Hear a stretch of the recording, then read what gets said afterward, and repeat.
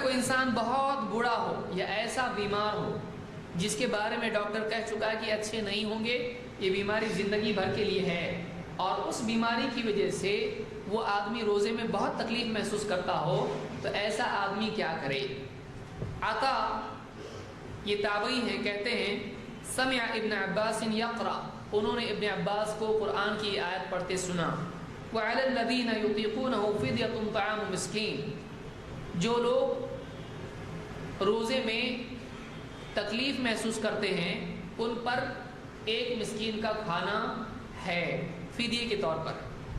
تو ابن عباس نے کیسے پڑھا اس کو؟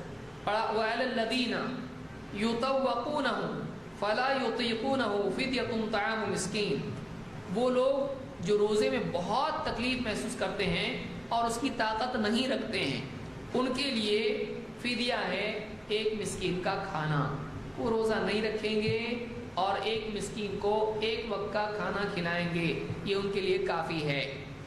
قال ابن عباس لیست بمنسوخہ، ابن عباس کہتے ہیں کہ یہ آیت منسوخ نہیں ہے۔ هو الشیخ الکبیر والمرأة الکبیرہ، ایک دم بوڑھا آدمی، ایک دم بوڑھی عورت، لا یستطیعان ان یصوما، جو روزہ رکھنے کی طاقت نہیں رکھتے ہیں، فیطعمان مکان کل یوم مسکینا، تو یہ لوگ ہر روزے کے بدلے میں ہر دن ایک مسکین کو کھانا کھلائیں گے۔ اس کو امام البخاری نے روایت کیا ہے کتاب التفسیر میں، صحیح بخاری میں۔ اس سے معلوم ہوتا ہے کہ ایک دم بوڑھا مرد، ایک دم بوڑھی عورت، اگر ان کو روزے میں بہت تکلیف ہوتی ہے تو وہ روزہ نہ رکھیں، اور چاہیں تو وہ روزہ نہ رکھیں اور ایک مسکین کو کھانا کھلائیں، یہ ان کی طرف سے فدیہ ہے، ان پر کوئی قضا نہیں، کیونکہ بڑھاپا جانے والا نہیں ہے، اب یہی چلنے والا ہے۔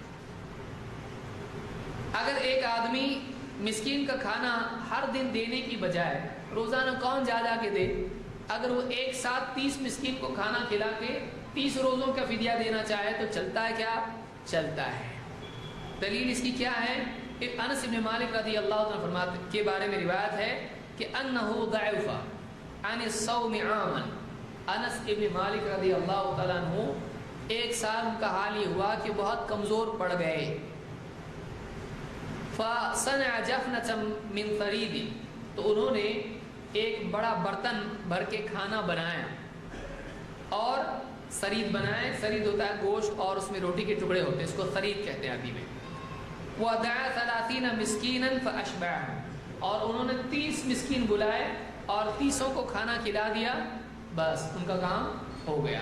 تو 30 روزے جو انہوں نے نہیں رکھے، 30 روزوں کا ایک ساتھ فدیہ اگر ایک ہی دن میں آدمی دے دے تب بھی چلتا ہے۔